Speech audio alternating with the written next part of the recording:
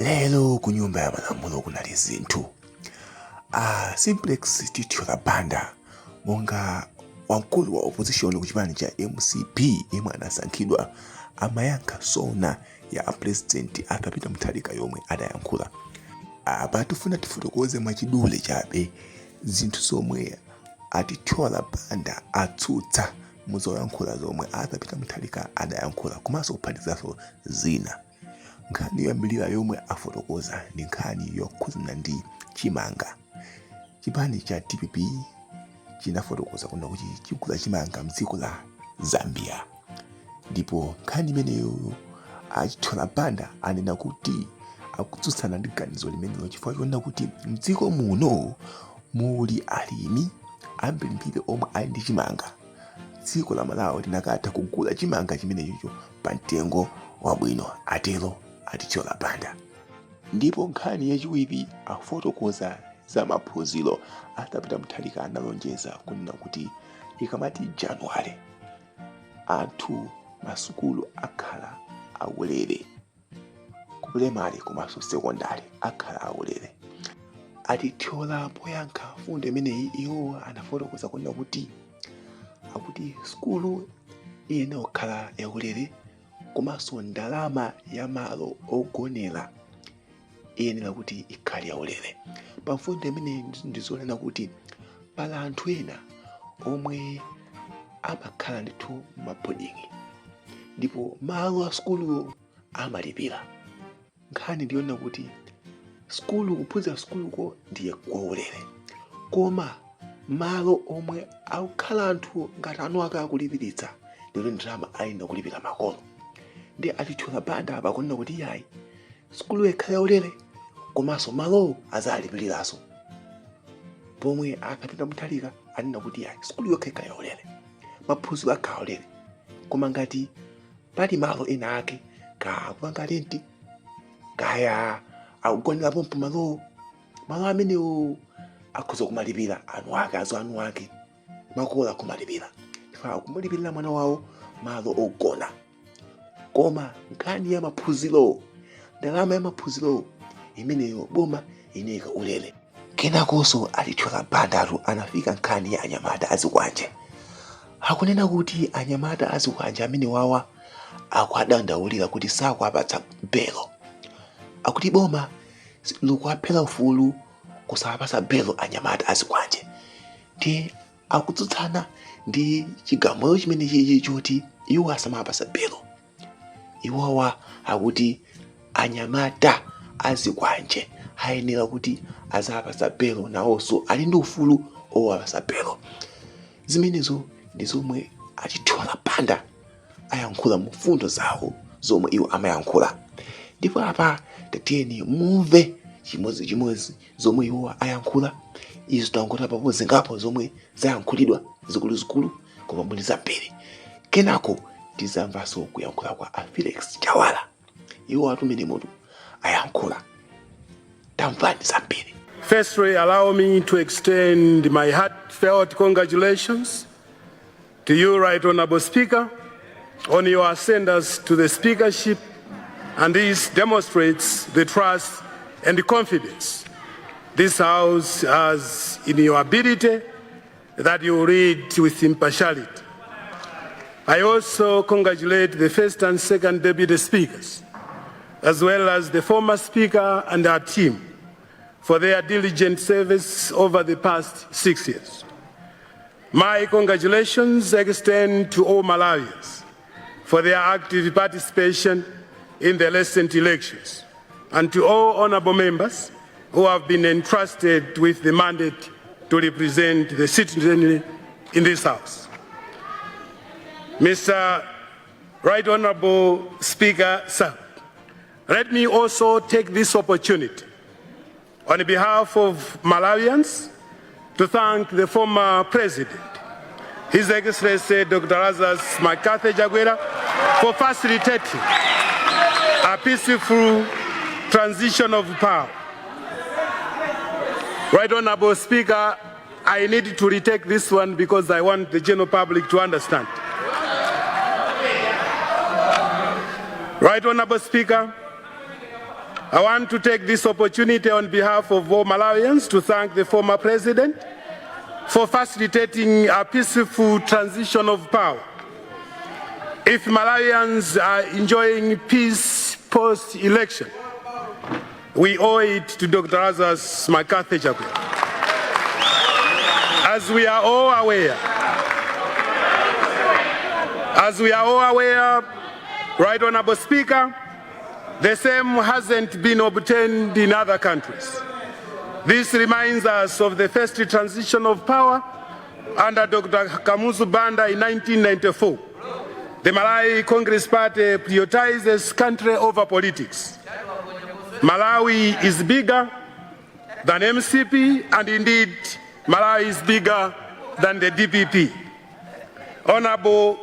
Right Honorable Speaker, I am also deeply grateful to the Malawi Congress Party, especially our President, His Excellency Dr. Lazarus McCarthy Chakwera, and my colleagues in the MCP for entrusting me with the noble responsibility of serving as leader of opposition. And I accept this law, but Mr. Speaker, sir, with humility, a sense of duty, and unwavering commitment to the people of Malawi.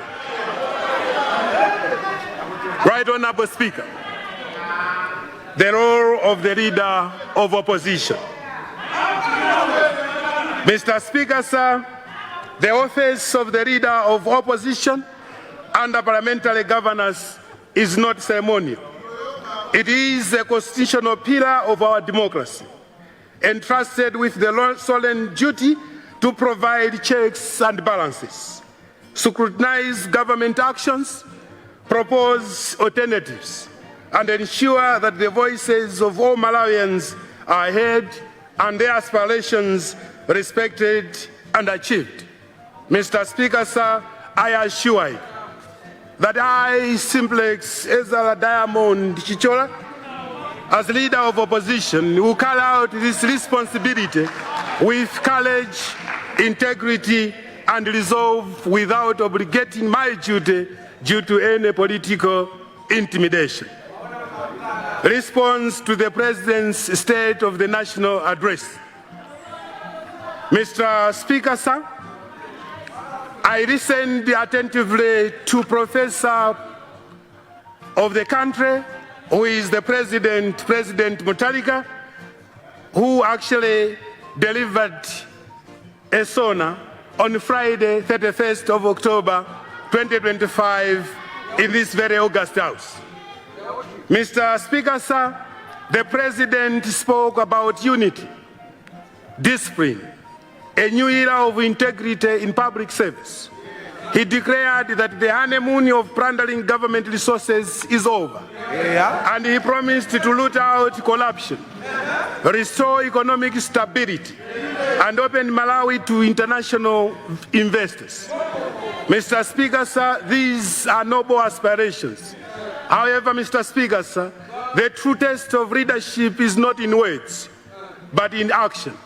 The people of Malawi are not interested in rhetoric, they demand results. State of economy. The President in the very august house, Mr. Speaker, sir, highlighted a myriad of economic challenges.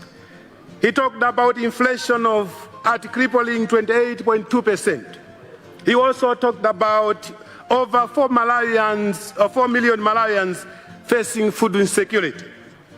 As opposition, Mr. Speaker, sir, we note that the government is aware of the economic challenges facing this country, and that it has already gone a step further to engage and negotiate with multilateral and bilateral institutions like the IMF and the World Bank on the matter. Mr. Speaker, sir, however, Malawians out there would like to know, number one, whether the DPP has developed an economic recovery to corresponding to these. Number two, whether the status of the IMF-ECF negotiations, the agreed prior actions and structural benchmarks, especially Malawians would like to know why the DPP government has accepted not to recruit the youth in the right of increasing levels of unemployment, not to promote servants, and not to increase salaries and wages, and indeed to devalue the Malai Kwacha. Mr. Speaker, sir, I would like to reiterate that I'm speaking from point of knowledge, and I know that my dear brother sitting there as Minister of Finance is quite aware of the conditions that I'm talking about. Mr. Speaker, sir, in the context of IMF and World Bank conditionalities highlighted above, Malayans are asking on how the ambitious and physically expeditious, especially DPP manifesto will be implemented, more especially where you are promising more subsidies like free secondary education, free university meals, and many others. Let me return to free secondary education, Mr. Speaker, sir. The DPP government promised secondary education. This is a good thing.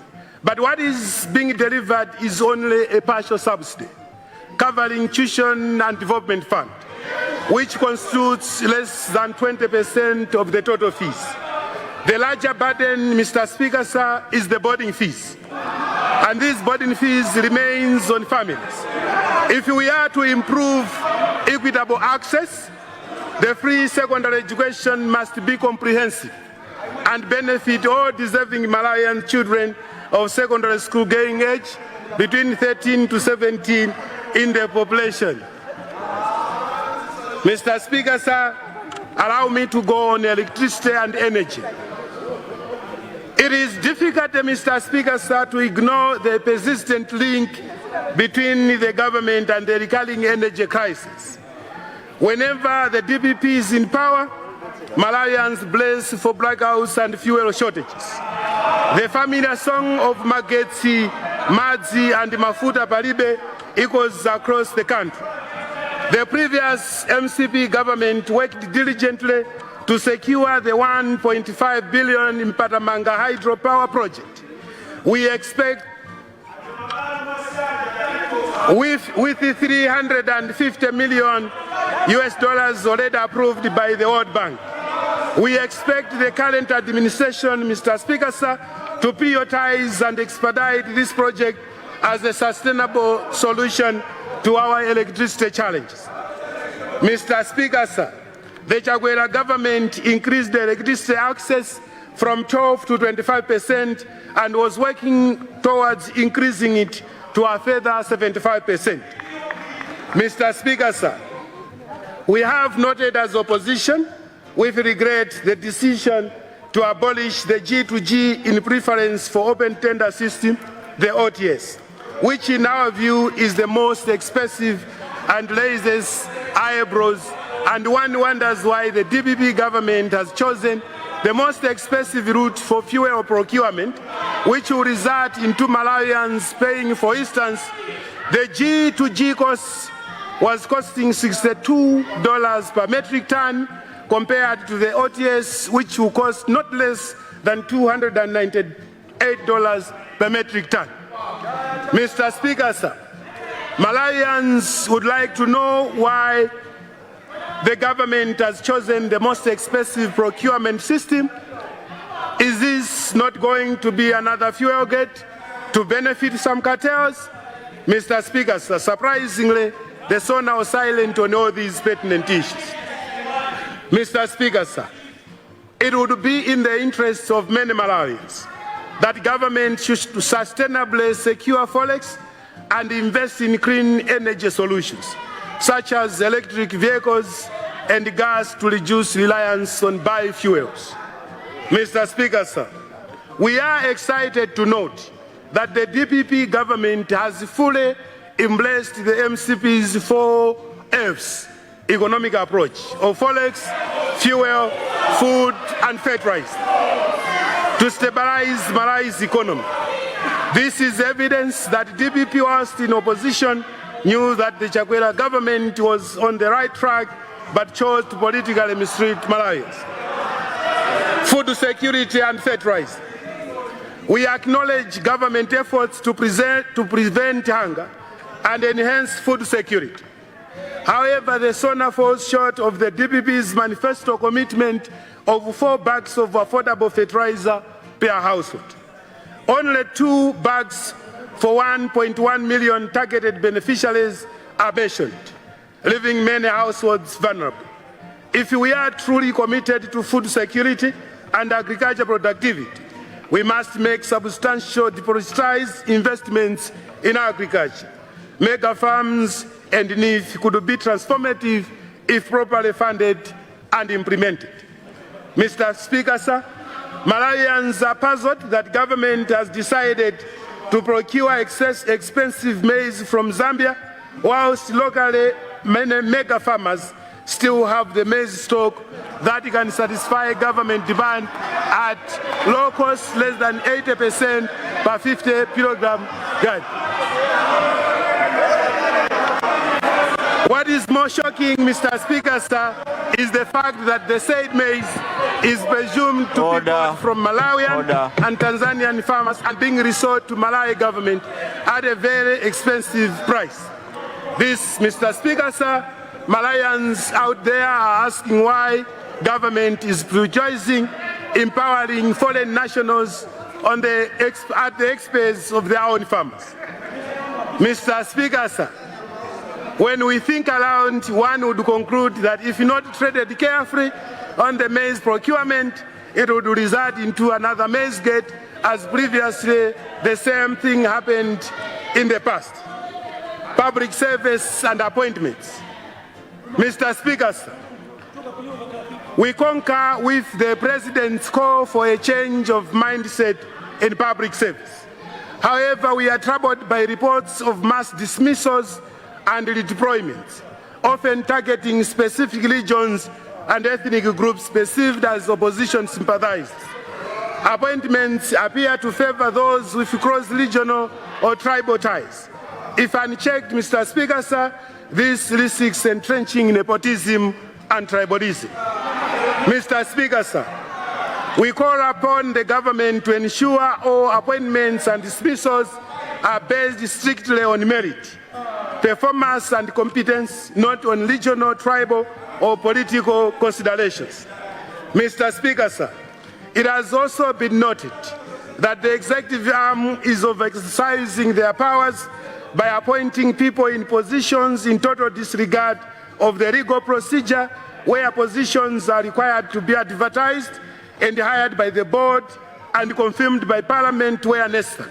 For example, the SCB Director and MRA Commissioner General, which might result into compromising the governance system and service delivery.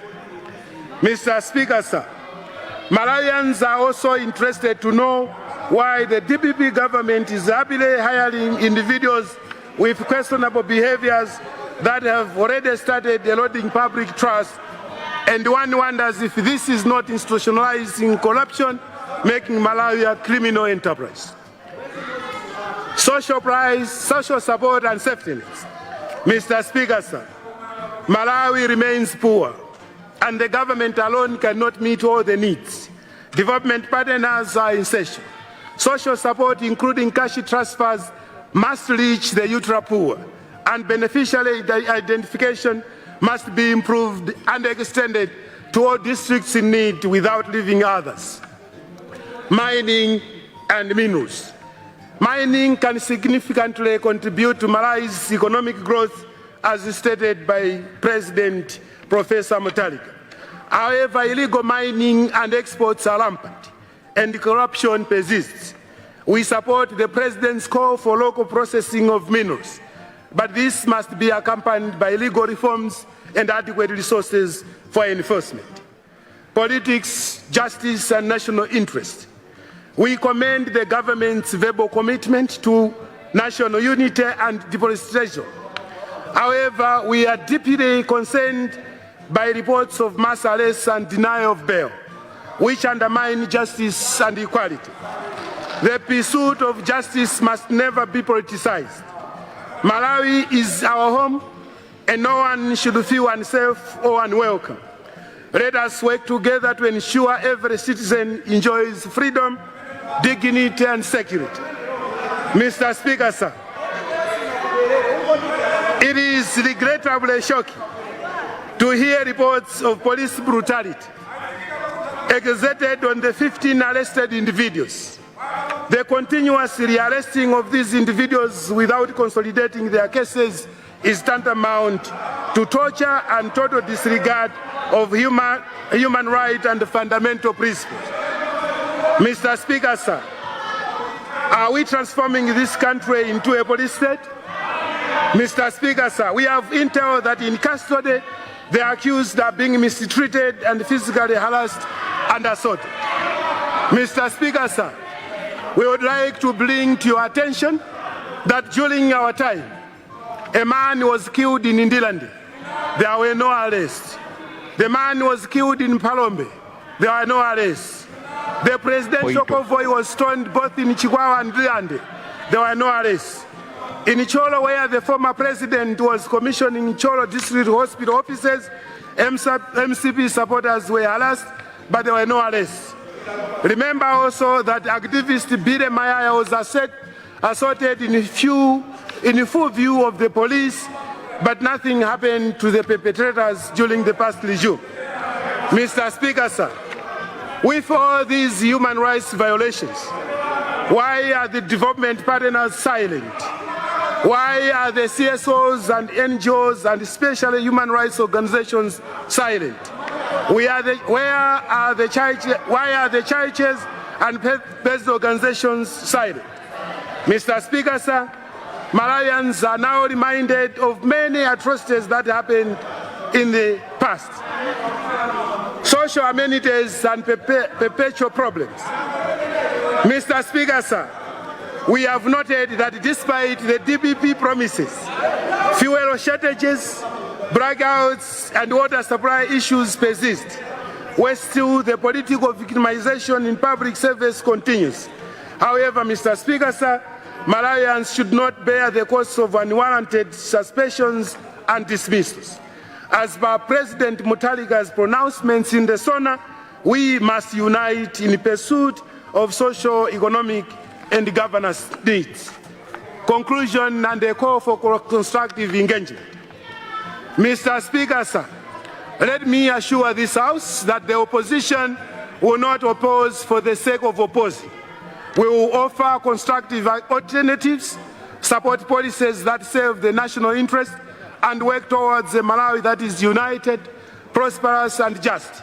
It is our hope, Mr. Speaker, sir, that the long weary queues at fuel stations will become a thing of the past, that the darkness of perpetual blackouts will give way to light, that clean, reliable water will once again be accessed in our both urban and rural areas, that those suspended from their posts will find justice without the shadow of political persecution, that Malawians will live free from fear of panga knives, of arbitrary arrests, of uncertainty.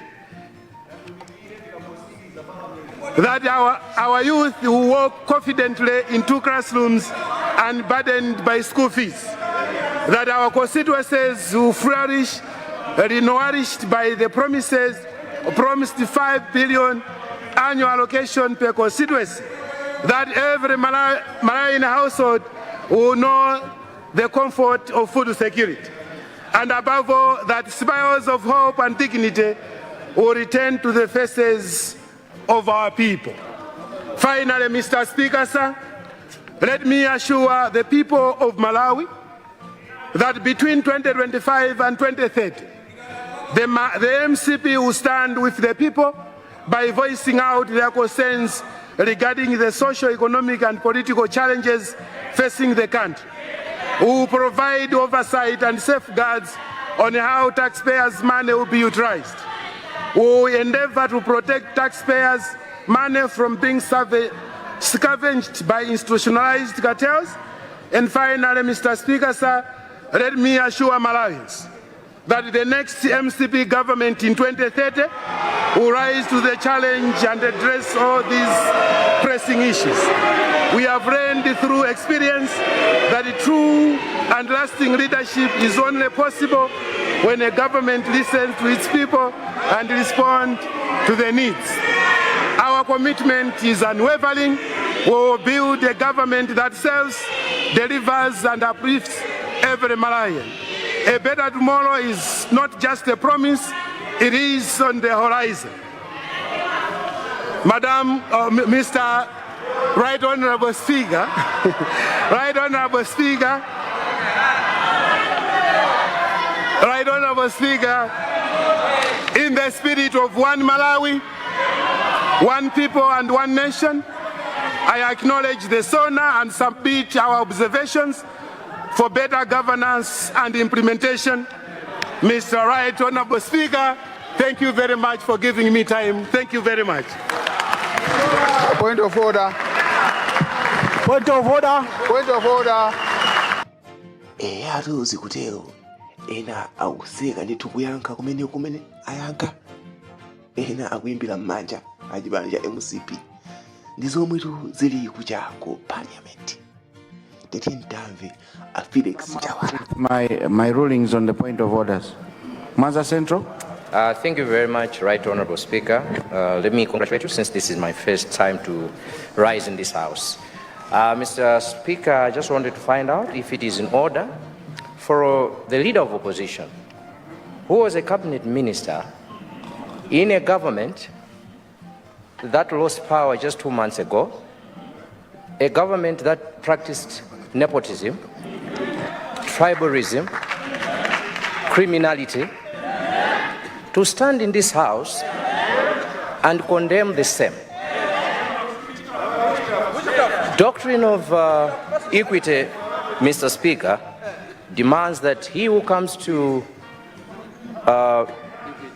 equity must come with clean hands. Is it in order for somebody who has dirty hands to come and demand equity? Thank you very much. Amene oto ndi a Felix Chawala kuyankha pang'ono kafunso ba mkati mwakemo kwayankha atithyola banda makamaka pa zomwe iwotu ayankhula. Izo ndi zimwe zili ku parliament.